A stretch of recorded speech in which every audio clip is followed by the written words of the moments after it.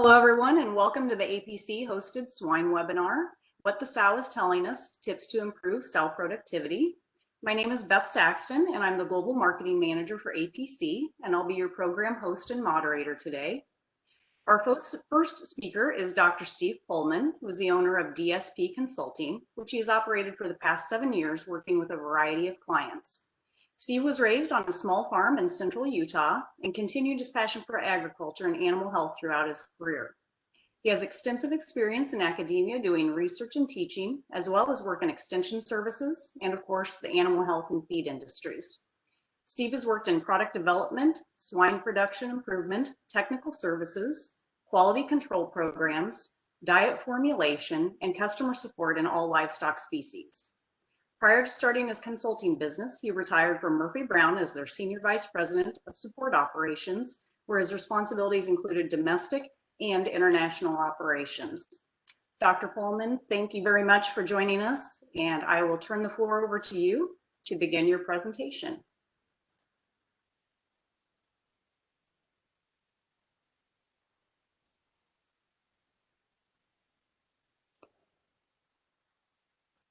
Thank you, Beth. I appreciate the opportunity to be with you today. And we're talking about a subject that seems to continue to be one of those that we always are looking for new answers. So my objective today is to share hopefully at least one or two new ideas with you to further move your sow productivity. And the outline I'll be using is sharing some benchmark work. I've selected 3 different sources of benchmark data to review with you. Also want to talk about the emerging challenges in industry with sow mortality and causes and what we can do about that. And then spend some time talking about seasonality and its impact, especially summer breedings. And then talk some about the parity effects, primarily talking about how do we retain that first and second parity sow to increase lifetime productivity. And then one area is the impact of the sow farm on subsequent finishing results. First, I want to acknowledge the support of AgriStats to share this information. They've put together a 5-year trend. Their particular database represents about 1 million sows, or about 15% of the market share, with 8 major companies. Quarterly results are shared with their clients for performance and finances, a very extensive database, and I think a good subsample of the industry as we look at what's happening with trends. Now, the unique part of this particular benchmark data, they've looked at system variation. And what I've tried to do is to take their data, do some trend line analysis. So let me lay out the format for the following slides, and what you'll see is the criteria at the top, and then quarterly results starting back in 2015 to the 3rd quarter of 2020, and then it's broken in the top 10%, the bottom 10%, and then we'll focus primarily on the red line, which is the average of the entire system. And at the top also, we'll be looking at the change rate, because I think benchmarking tells us about how things are progressing. So in this particular case, on total birth, as we all totally understand, the number of pigs per litter is significantly increasing. R square shows us it's a very predictable change, and we're seeing about a 1.3% increase in live birth. Now, this percent changes on an annual basis. And in this case, we're looking at the top 10%, changing, the slope being a little greater than the bottom 10%, but the entire industry moving up at the rate of about a quarter of a pig per year. Now, when you take and use that same logic, and I'm going to primarily focus on the information in the yellow box, for pigs weaned, the number weaned is increasing at the rate of 0.09 per year. So we're not capturing that full increase. We're only capturing about 40% of that increase in total birth as an industry. And when you look at the top 10% are capturing a greater percent of that increase in total births, where the bottom 10% is not capturing hardly any of that increase. And looking at total cost per weaned pig, and this being one of the primary indicators of success of a sow operation, you can see there's a slight increase over the 5-year period of time. But most importantly here, we're looking at about a $32 cost of production in 2020. But it's interesting to note the wide variation between the top and the bottom, as much as a $22 per pig difference between the top 10 and the bottom 10%. But the trend line is a slight increase in cost over that 5-year period. Pre-weaning mortality is really interesting to note. In this one, we've reversed that. So the 10% is the top, or the top 10% is the bottom line. And you can see that's been pretty flat, R-squared very low, but the bottom 10% is amazingly surprising that that increase in pre-weaning mortality is changing at a very high rate for the bottom 10%. But pre-weaning mortality is moving at the rate of about 0.25% per year. And looking at another key driver in the success of an operation is the wean and finishing mortality. And in this particular case, where it represents the combination of nursery and finishing, and then the wean to finish numbers laced into this, the R-square is relatively low, but tending to show an increase in mortality over time, with an increased mortality of 0.4%. So in essence, we're getting more pigs born, tend to wean a few more, but our wean to finish mortality continues to increase. So it's I think one of the dichotomies we're dealing with as an industry is we look at only sow stuff as a key success driver, but we need to really look at total system optimization. And in this case, the top 10%, again, would be the higher numbers. You can see the massive volatility in mortality by quarter for those where the better livabilities ranging about 5%, being fairly steady. Sow mortality, we all recognize that that's increasing, and depends on what data sets you look at, what is really the change rate. In this particular data set, it's suggesting sow mortality is increasing at the rate of 0.6 per year, or we're getting a 6% increase in sow mortality per year with a pretty high R-square. And the bottom 10%, the higher mortality groups, are increasing at a much greater rate, where the top 10% are pretty steady and a low R-square, and still increasing slightly, but not as dramatic as the average or those that have the worst mortality. So with that being evident, what's happening because of sow mortality is increasing. Interesting enough, average herd parity, which is an indication of sow lifetime productivity. Obviously, we've got to be moving that from, say, a 2.9 to a 3.5 if we're going to get increased sow lifetime productivity. In this case, we're seeing a fairly predictable decline in herd parity, and that's occurring with both groups. So you can see that the top 10% is running about 3, where the bottom is about a 2 right now, but the average is around that 2.5. Another source of benchmarking comes from the National Pork Producers Production Analysis Summary that was published a few months ago. This represents 1.6 million sows from over 600 farms, and taking the 3-year average in there and just doing a simple regression on that, you can see that mortality in this particular data set is suggesting a change rate of about 0.5% per year. Now, 2018, 2019 are identical, but if you look earlier, it was fairly common for us to have sow mortalities in the range of 5 to 6% just a few years ago. And when you drill into that data set and look at the distribution of death and euthanasia rate, and this data comes from the work from MetaPharms and SMS, and looking at the distribution of mortality. And in this case, there's about 600 farms. You can see the mean is around 8%. The average is 11.3. But the thing that's amazing is the massive system variation, seeing farms as low as 4 and some farms greater than 20%. And so the mean really doesn't tell us much here. We really need to be thinking about what is the standard deviation of that population. Another test that has been studied evaluating this is a very comprehensive test done by the Iowa Pork Industry Council, funded by the National Pork Board.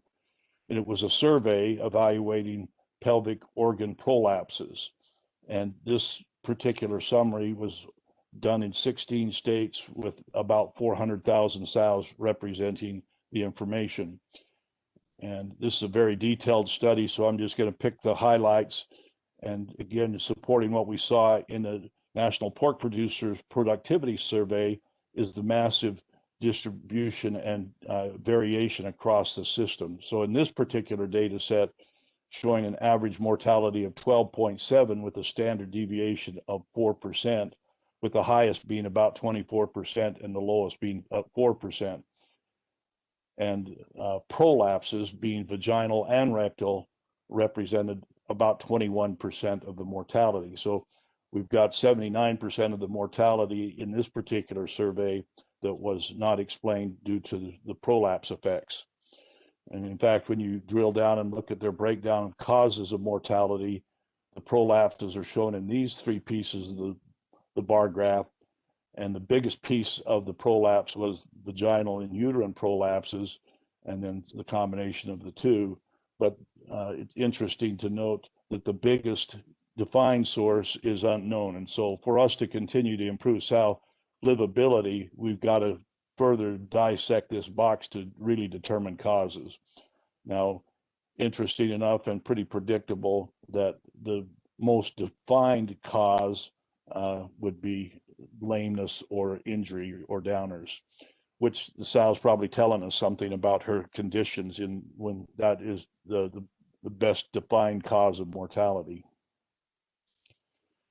And from this evaluation, I think there are three takeaway messages relative to the prolapse incidence. One is the amount of swelling and protrusion is predictive of what sows were going to prolapse.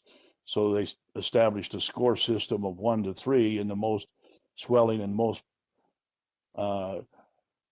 in the rectum area, you can see the score of 3 had a greater propensity for prolapse than a score of 1. The second takeaway from this particular evaluation was the effect of water and water treatment. And they clearly showed that if water was treated, there was a significant reduction in prolapse incidence. Water treatment may be a filtering or a chlorination system, most likely if that's well water or surface water.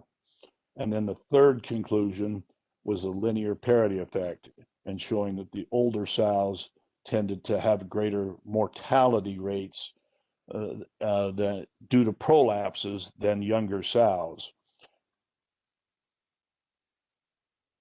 The other part of this particular survey is, I think, is equally important, that when they tried to look at the possible causal factors, these things showed up as not related. So size of the litter, the productivity of the farm, the herd size, if they were using farrowing induction or farrowing assistance. And oftentimes people equate that to corn particle size is influencing it. In this case, they weren't able to determine that. The use of laxatives, the size of the gilt at breeding, tail length, or feeder type were not related to prolapse incidence. So I know further research is needed in this area, but I think this is a good survey to at least look at global kind of activities. Now, some older data would suggest the proportion of mortality is directly related to the parity distribution. So since you have a greater percent of P1s and P2s, a greater percent of those animals will die compared to the older sows. Some work done at the University of Minnesota shows approximately 2.6% of the sows die before leaving the farrowing room. So very much 61% of the total mortality is in that pre-parturition period. And the daily risk is approximately 7 times higher of mortality in the farrowing crate. And I think a summary comment from that evaluation recently reported was the majority of deaths occur the week before and 3 weeks after farrowing. And so it really locks into the place to say, where can we improve sow mortality? But now the same challenge is that maybe where the mortality is happening, we still may have to go upstream to say what are the causal factors. The other thing that recently reported by the University of Minnesota, studying pig champ records from over 86,000 sow farms, or 86,000 sows that are on 4 farms over 10 years. So a pretty long evaluation and looking at the effect of month on mortality, and very much see a peak in mortality in the summer months, which many would probably have already seen that, but I think it's interesting that this is documented that the mortality rate increases by about 30% during the summer months. So one of the challenges of sow mortality is to put a handle on what does it really cost us for sow mortality. And attempting to do that, looking at the drivers and then the impact of 1% change in sow mortality. And often as we think about sow mortality, we think about salvage loss or replacement costs, but the biggest single component of the sow mortality is the loss in output.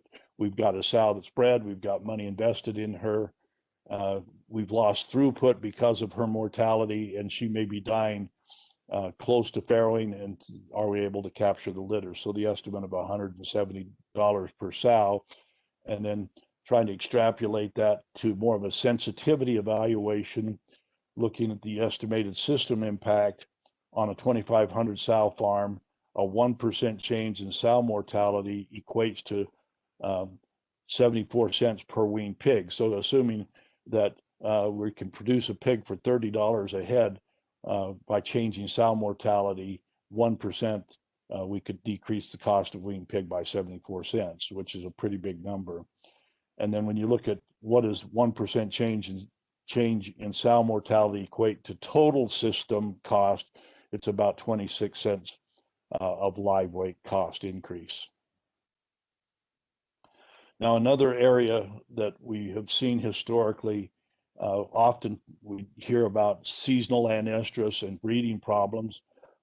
This is a summary done a number of years ago, but the message is still the same, and I think the problem is still the same. And in this case, I'm calling it fallout rate. Fallout rate is defined as the number of sows that test pregnant with the ultrasound system at about day 35 to day 40, and then subsequently lose their litter and not have a litter. And so that's being defined as a fallout rate. And these are 2 large systems, one of about 60,000 sows, one of about 75,000 sows, looking at the farrowing rate or the fallout rate over this 4-year period of time. And the interesting thing is that every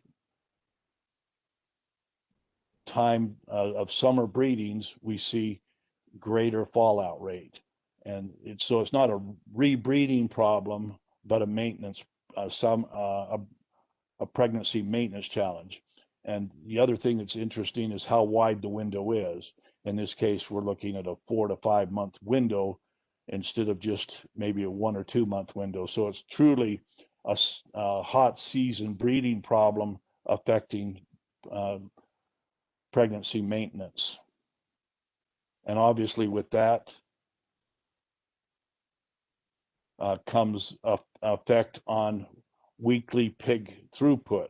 And so these same 2 systems, looking at the number of weaned pigs, and this is moving quite quickly. I've got another chart I'll show you in a few minutes, but the key message is to show that when we see this loss in pregnancy, we're losing 2,000 to 3,000 pigs per week away from our target numbers, and it's just a predictable reduction in what we see. So we see a reduction in farrowing rate, a greater fallout rate, a reduction in litter size, and the real key effect is the loss in weekly throughput. And so drilling this down and grabbing the entire system, you can see you're seeing this reduction in farrowing rate by parity. So just as a reminder, the blue line here is the P1s, the pink line is the P2s, and you can really see the P1s and P2s are falling off greater than the P3s in this particular case. Then when you compare that to the 4, 5s, and 6, less seasonal effects there. And so it's primarily influencing the P1s and P2s are more susceptible to summer breeding challenges and litter maintenance or pregnancy maintenance. It's interesting though, when you go into that large system and select out what are the better farms, you can see this better farm on the farrowing rate. There was not the seasonal dip that we've seen across the system. So this particular farm had done things to manage the dip. And I think that's the real key takeaway. And right now is to be thinking about, that's a predictable reduction in throughput. What do we need to be doing to minimize that dip? And it's certainly evident that that can occur. And a lot of that is by doing a better job of managing the P1, P2 dip, because that's going to represent somewhere around 35% of the sow inventory. So what is the cost of this seasonal effects? And in this particular data set, over a 3-month period, a 3% reduction in farrowing rate, a quarter pig in wean per litter. And then when that's annualized and you move that to a cost per market pig, at $2.50 per market pig, or $55 per sow per year. And it's my belief is that this is probably one of the biggest single financial factors influencing our operations. So there's opportunity to continue to do a better job of minimizing this seasonal effect through management and environmental factors.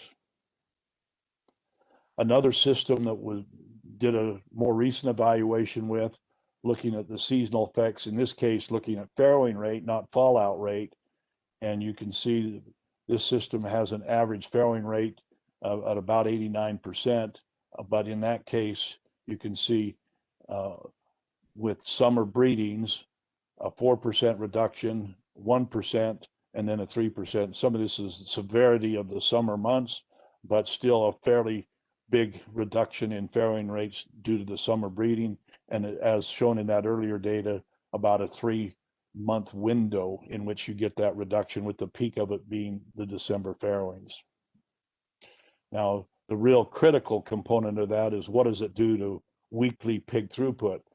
And using this slide primarily to suggest that I personally believe the most important thing we can look at in a sow operation is weekly pig throughput. We often look at PSY and some of those other numbers, but this is an example of weekly pig throughput that has high spikes, and the variation is pretty high. And so in essence, we're taking those number of pigs and moving them into a fixed system. And so in this case, as many as 1,100 pigs may be placed, or as few as 700 pigs placed in the same space. And so to continue to improve system optimization, we've got to figure out how to level off this weekly pig throughput. An example of that is this farm, more consistent throughput, consistently around that 1,400 pig mark. And then when you take this particular sow farm and put it in the entire system, you can see this is the number of pigs weaned across that system. So for 52 weeks, there's 8,300, but a standard deviation of 844 pigs.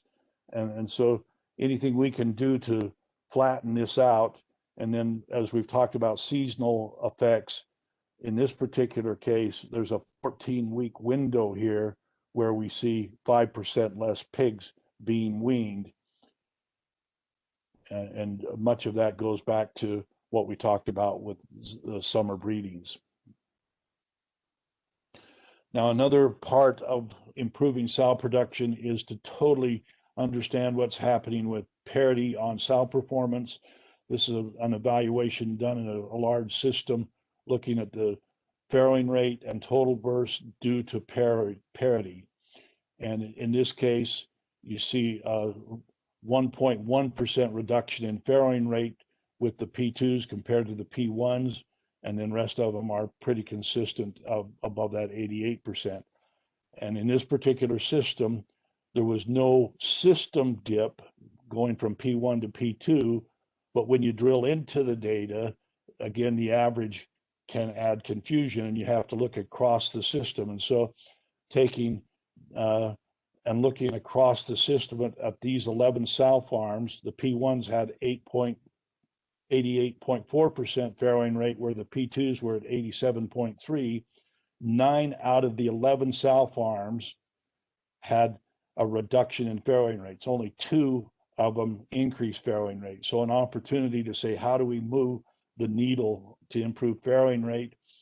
And then when you look at total bursts, we often have defined second parity dip as a reduction, but biologically we ought to be seeing at least a 0.3 increase. So in using a 0.3 increase from a parity 1 to a parity 2, 5 of the 11 sow farms had a biological dip. So one farm, or let's take these 3 farms, increased 0.6 or greater, where you have these farms over here had a negative increase or less pigs in the second parity, and these are about the same. So opportunity to figure out how to manage the P1 better. Now, one of the recent pieces of research that I was particularly intrigued with is this work done by PIC in Spain on 4,600 sow farm.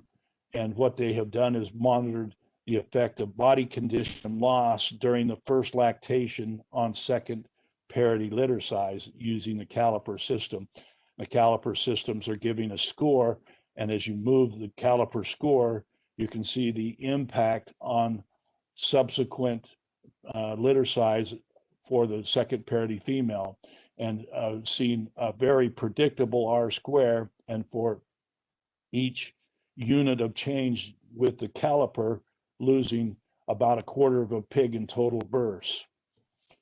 And that's going on to the second litter. They continued to evaluate that and looking at the impact of body condition loss on the first litter, and it also carried on to the third and fourth litter. The reduction was less, but still a reduction where we ought to be seeing a numerical increase in live birth.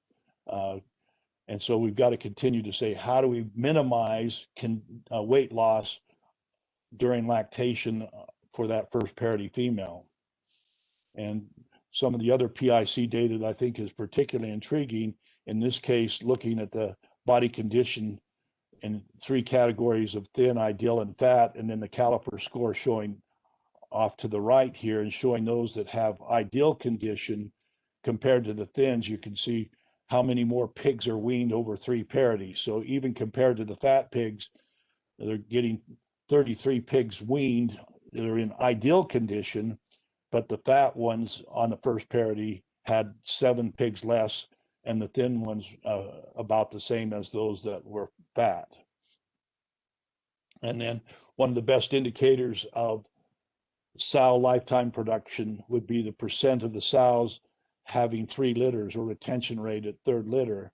And you can see the thin sows during the first lactation, there was only about 50 to 60% of them that made it to 3 litters, where those in ideal condition were greater than 80, but the fat ones had a greater fallout than the thin sows. So oftentimes we think about it as a thin sow problem, but it's also a fat sow problem. So the challenge we have is to continue to focus on improving body condition monitoring to increase sow lifetime productivity. Now, the last area that I'd like to address is the effect of the sow performance on post-weaning performance. And I personally believe it is the biggest single factor affecting post-weaning performance. And it's commonly observed, but very commonly overlooked. And there's very few research studies that have looked at this extensively. And so I've selected some data to share with you about this. It requires some detailed analysis of the system data to do the query to say what is the impact of the sow flow on system throughput. In earlier evaluations, we did some multiple regression analysis looking at major factors influencing the system, and the sow farm or sow flow represented 52% of the closeout results, 3 times greater than any other variable, including parity, including the seasonality or the feed mill source or some of those activities. The biggest single factor influencing closeouts was the quality of pig and the health of the pig coming in, which is not a surprise, but a quantification of the obvious. But it was 3 times greater than the most important next variable in the regression analysis. Here's an example of what I'm suggesting to you. This is a 15 sow system, and then the finishing mortality from those. And this particular system has a 4.8 finishing mortality. And so as you draw the line, you have this classic big leg here. When we look at continuous improvement, this one farm had 10% finishing mortality, where you've got about half of the farms that are less than 4%. And so these 3 farms, or 20% of the sow farms, represented 33% of the finishing mortality. So I think this kind of analysis is critical to say, how do we continue to figure out where the biggest opportunities are to improve system profitability? So in summary, the benchmarking clearly shows we're seeing an increase in litter size, a tendency for increased weaned pig cost, a strong movement in sow mortality, and a fairly casual but important increase in nursery finishing mortality. At the same time, we're decreasing average parity. So intuitively, it suggests that lifetime productivity is likely being impaired because sows are going out of the herd quicker. Sow mortality is highly variable by farm and most common around the farrowing house time.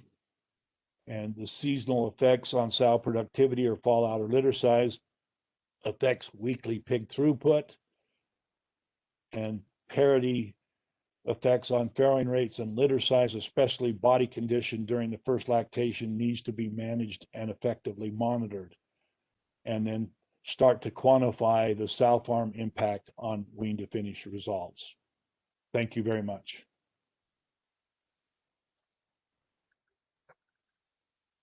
Thank you, Dr. Pollman. Very interesting, timely information.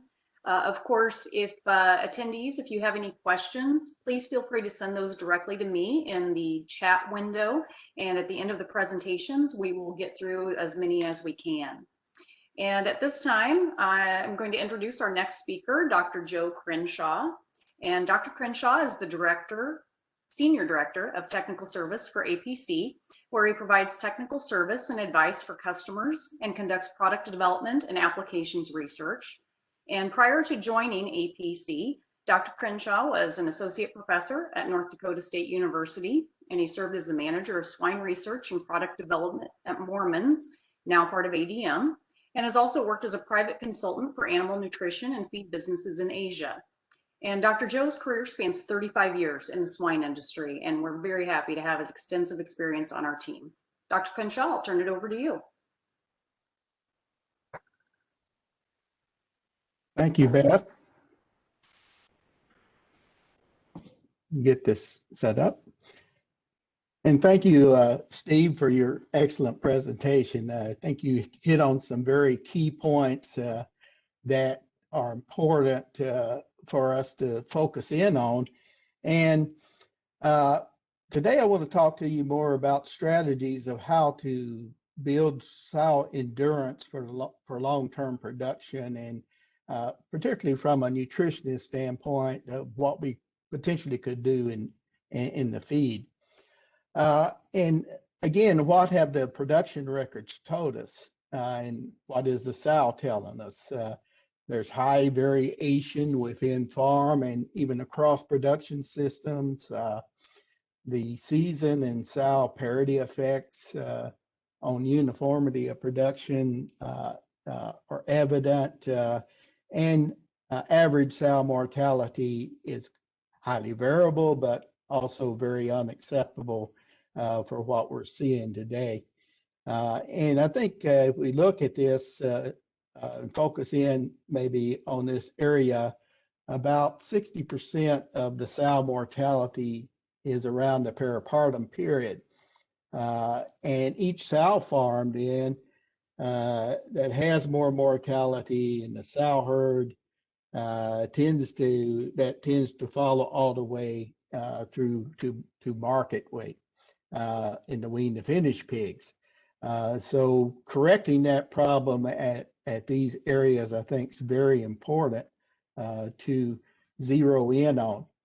I would like to kind of advertise this paper a little bit from the University of Barcelona. It just was published in Animals Open Access Journal just this month. I think this team did a very excellent job of detailing a lot of the management feeding strategies in early life of the pig as well as the sow to increase pig performance and welfare around weaning.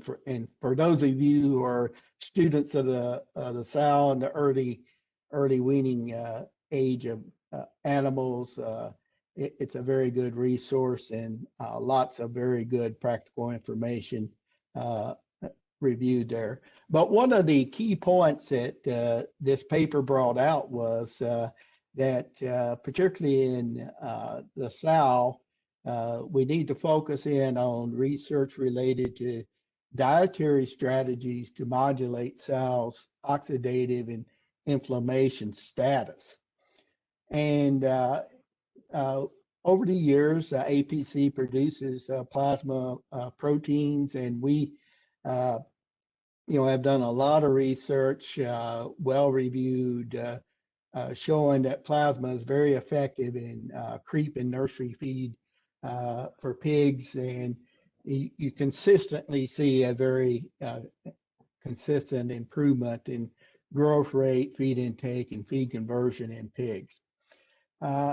And we've also in the past have kind of looked at using plasma in sow feed, and one example that we've done historically is look at situations where we have disease process going on, such as chronic PRRS virus. And we did a large-scale study with integrator in North Carolina.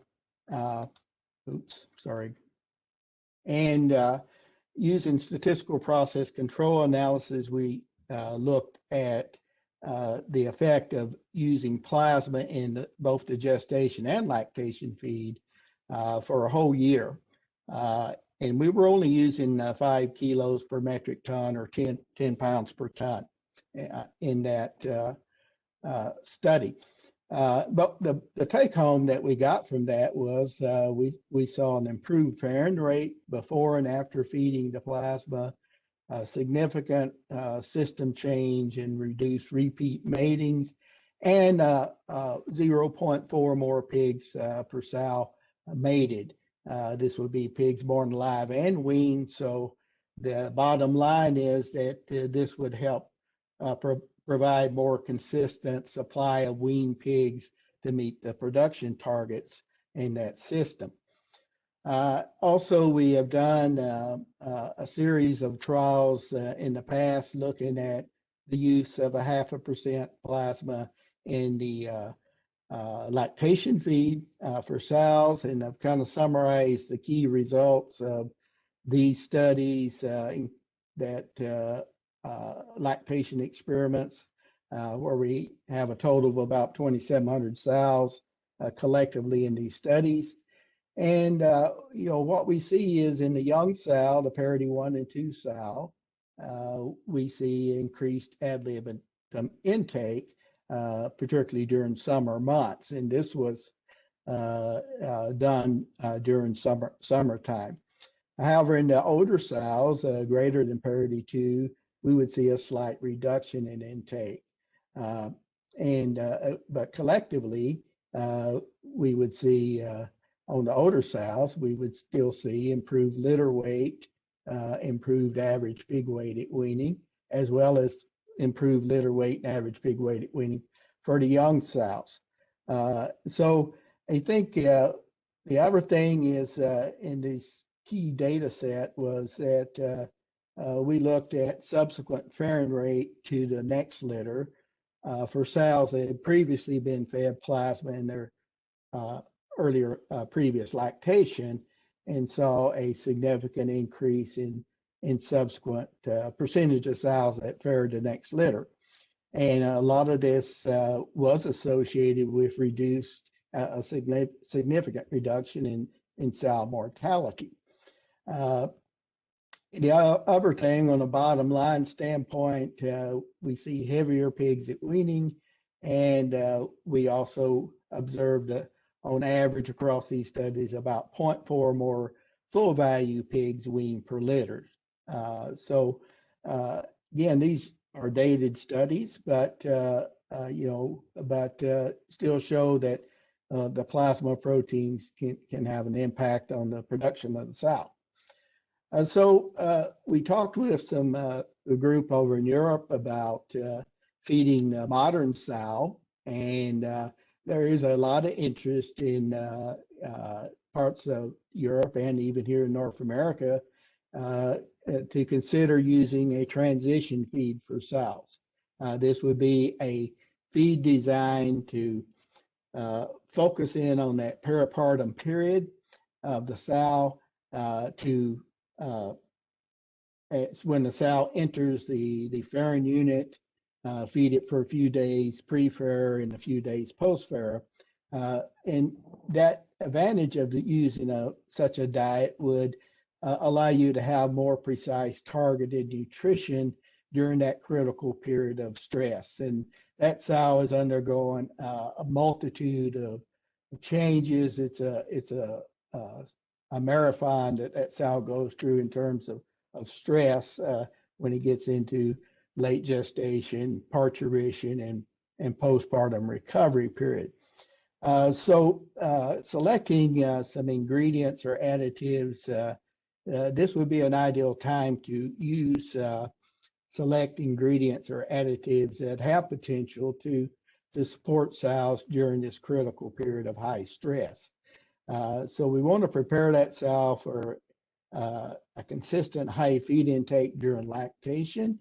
They are milking tremendously large amounts of milks with these large litter sizes. We need to get as much feed into them as we can during lactation.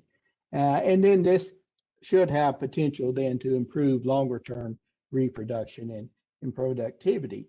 However, not all production systems are set up to handle different diets, but I think if we can demonstrate the value, the farms can figure out maybe how to deliver a transition feed and manage the logistics associated with that. And that might require some additional capital investment to do that.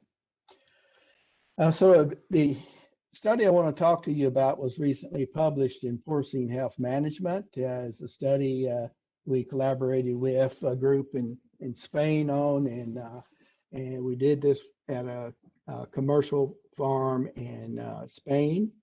And we fed 3 transition diets with 0, half, or 2.5% plasma. In this special transition feed, we fed it from entry into farrowing, which averaged about 6.1 days before the sows faired, and we fed 3 kilos per sow per day at that time phase. And then from day 1 to day 5 of lactation, we fed the sows 4.5 kilos of that transition diet. And we only fed it during the initial fairing or parturition only. Sows were fed a common lactation diet then from day 6 to weaning, average about 24 days, and a common gestation diet to the next litter. We did subsample some sows to look at what's happening with serum, cytokine, and oxidation status markers immediately before and after fairing in this study. And we also followed the sows then to the next litter to see if there were any long-term effects on feeding it in the previous lactation or parturition period. The diets were, transition diets were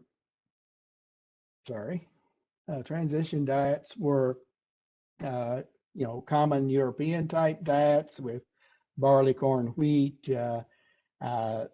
We intentionally used higher amounts of fibrous products around for this transition feed as well. But we also had 3 different diets with a 0.5 or 2.5% plasma added into it. And all diets were formulated to be equal in energy and lysine. So during the initial fairing, all sows, looking at all parity sows, the key response we saw during that time period pre-fairing was a significant reduction in both percentage and number of stillborn pigs per litter as you increased plasma level in the diet. We didn't see a large difference between a 0.5 or 2.5% plasma, but both significantly reduced stillborn. And when we looked at the blood work on this, one of the key measures that was highly significant was serum glutathione peroxidase activity, which again indicates a better antioxidation status. The effect of glutathione peroxidase activity in these sows was a linear increase in that for sows fed the increasing levels of plasma in the transition feed during this short time period. This was both 2 days before fairing and day 4 after fairing in these when these samples were collected. Other data that was lacking in this study was we were not able to record feed intake. Sorry. We were not able to record lactation feed intake, only the transition feed intake. Unfortunately, we were not able to maintain litter integrity across treatments after cross fostering at this farm. So any of the wean pig data was confounded by treatment, and so that is not reported.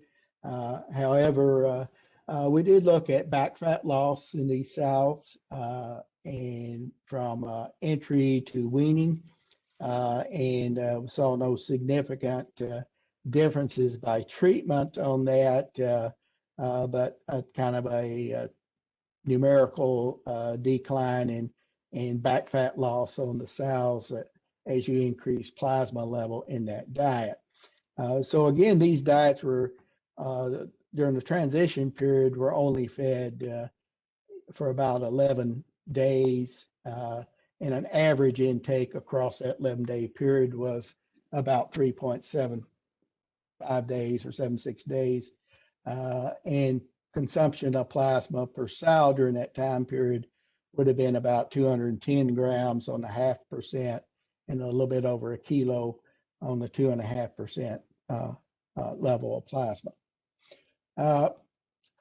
although we didn't see any significant effects in inflammatory markers, either pro or anti-inflammatory cytokines in the sow study, a previous study we had done in pregnant mice where we were feeding different levels of spray-dried plasma in the diets during pregnancy. These pregnant mice were brought in, transported, and then put on the diets around day 2 of gestation or pregnancy. And we did look at both pro and anti-inflammatory cytokines in the uterine mucosal tissue of these pregnant mice, and saw both 1 or 8% plasma was effective and rapidly effective in reducing pro-inflammatory cytokines compared to control groups, both for TNF alpha and interferon gamma, as well as increasing the anti-inflammatory cytokine significantly from the control group. So again, some evidence to suggest the plasma proteins are mitigating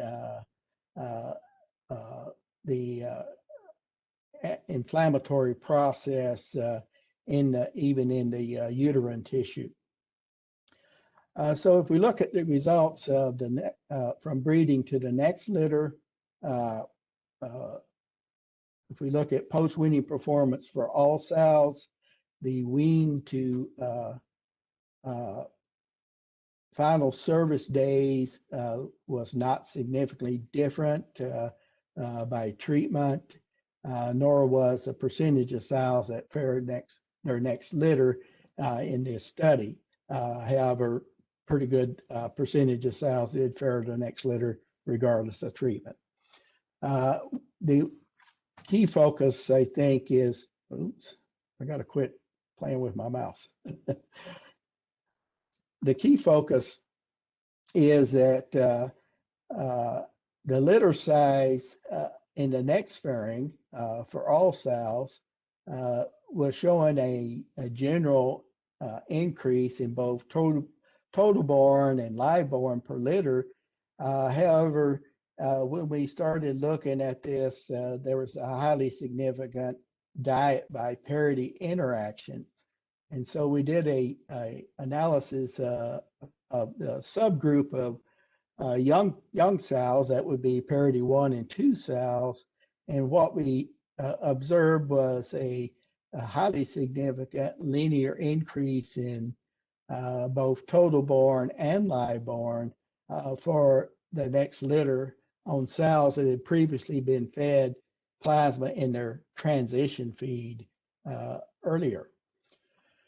And if you go back and calculate the change in litter size then from the initial fairing to the next fairing, and analyze this by treatment, then we were seeing a very significant linear increase in subsequent litter size for sows as our young sows fed plasma back in their previous transition period. Particularly the 2.5 was bringing it up almost to 2 more pigs born alive in that next litter.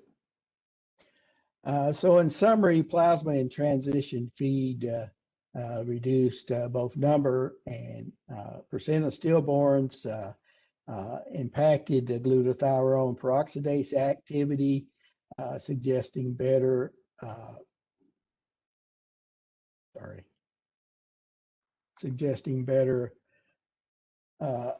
antioxidation status, and did result in a larger litter size for the young sows having their next litter.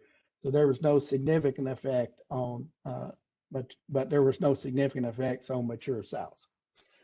So we conclude that strategic use of plasma in sow feed has merit for not only reducing stillborn to provide more opportunity pigs but also have a long-term effect on subsequent litter size.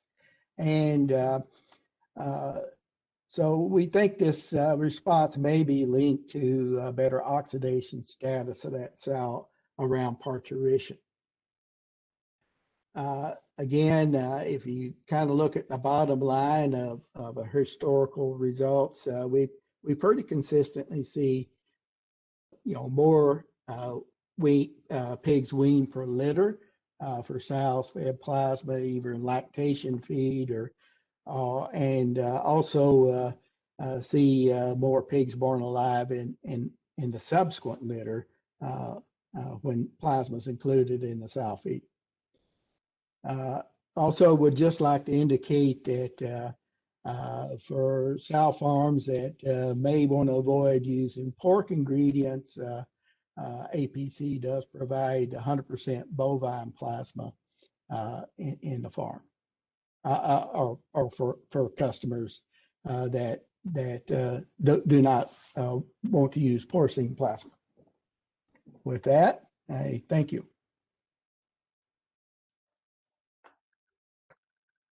Thank you, Dr. Joe. Appreciate that. At this time, I'm going to ask our speakers and panelists to go ahead and turn on your cameras and be ready to unmute as needed. We're going to go to the question and answer phase. I know we're a little bit tight on time, so we won't be able to get to as many of them as we'd like. Thank you for submitting so many. I appreciate it. The first question that we have, some new information has come out. Considering the current situation of global pork production, African swine fever in Southeast Asia, and U.S. feeder pigs reaching $80 and China reaching $260, what does this mean for our swine industry, especially the sow herd? Are there things that the producers should adjust or emphasize in terms of production goals? Dr. Yan Ben, is that something you might like to answer? Sure, yes, that's a great question. So globally, if you look at the swine business, I think 2021 will be a very good year for the industry, and for Southeast Asia and also for US or for Europe. So with those kind of market conditions, we definitely, I think, need to focus on how to improve the health and the survivability of the pigs we produce, like the nursery pigs, right? So using some technologies to improve their health, like plasma, would be a good option to consider, especially when the pig prices are good. You want to protect your investment. Thank you. Dr. Pollman, the industry often focuses on pigs per sow per year as the golden standard metric. What are the preferred indicators of successful sow lifetime productivity? Well, that particular question has been one of my pursuits in life, is to try to get people away from PSY as their primary indicator. And in many cases, it's an important metric, but it really doesn't drive the system. So I really like to focus on weekly pig production and consistency to the goal, and looking at number of pigs weaned, and then try to keep some focus on lifetime productivity. And a pretty simple metric to do that is % of sows that have completed 3 lactations. Very good. I believe this question would also be great for you. What are the causes, do you believe, of increasing sow mortality? Well, I wish I had a good understanding of that first, Beth, and based upon the survey work, and there's been a lot of very talented people trying to dissect that question. But to me, and I think the title of this webinar, she's telling us something. And for us to see an increase in mortality, she's saying something about her nutrient depletion and her ability to cope with the expectations. And so we've got to continue to bring the management and the nutrition and the health program up so that doesn't continue to be a challenge. And probably some good thorough investigation of those systems that are in that 4 to 6% mortality. Why are they doing well? And there's things that they're doing differently than the ones that are greater than 20%. Is that simply a health explanation, or there's more to it than that's there? So I think some further system case studies need to be evaluated. Probably not realistic to do that through some sort of classical university test. Thank you. We're at 11 o'clock, but I'm going to just slip in maybe 2 quick questions and then we'll finalize the webinar. If you are not set up for a transition diet, what would you recommend? Any of our panelists have a thought on that? Well, certainly we would recommend, if you're not able to use or facilitate a transition feed, there would be a couple options. You could simply include plasma in the lactation feed. Typically, lactation feed is started, as the sows are entering the farrowing unit anyway. The other option would be to consider a top dress, particularly say with plasma or other similar type ingredients. Consider doing a top dress type of an approach targeted to those sows during that, say, 10-day period around farrowing. Though that is also something that's kind of difficult to manage, unless you have your employees trained and committed to doing that routinely. Joe, I might add one additional comment to that. Yeah. I think there's a tendency to underfeed P1, P2 sows, especially during summer months. And we tend to formulate for the average herd, and recognizing that 30–40% of the population is the most sensitive and most volatile, we really need to formulate to the problem area. So I would encourage people to think about formulating, if they're going to have one lactation diet, formulate based upon the need of the young sow during the hot season, and then back off of that when it gets a little cooler and feed intakes go up. And that way you can minimize some of that body condition loss of P1s. Thanks. Good comment, Steve. Very good. One final question, then we'll conclude. Dr. Pollman, how can someone get started doing a detailed retrospective analysis to improve your system efficiency? Well, Beth, I think oftentimes what happens in systems, production people are busy taking care of pigs and people, and they really don't have the time and sometimes the expertise to do the query and the analyses. You got to find the talent and the interest, and then identify the need. And so it might be a different skill set than what we typically have. And I found that you about have to have somebody that's pretty analytical, somebody that's pretty detailed, and somebody that has a lot of curiosity, and that you just do the queries. You've got to, those records can be overwhelming and they can be confusing, but there's so much massive information there, they can be extracted out. And if nothing else, look for help. There's people that can help you do that analysis if interested, but there's answers in your data set that you probably haven't done the queries on. Very good. Well, I would like to take just a minute to thank everyone for attending, thanking our speakers, Dr. Pollman, Dr. Crenshaw, and our other panelists. And attendees, thank you so much for joining us today. If you do have any questions after the event, please don't hesitate to reach out to us. You can reach us at the Contact Us page at our website, apcproteins.com, and we will be sure to get those questions out to our presenters for some additional follow-up. And with that, thank you for joining us, and we'll conclude the webinar.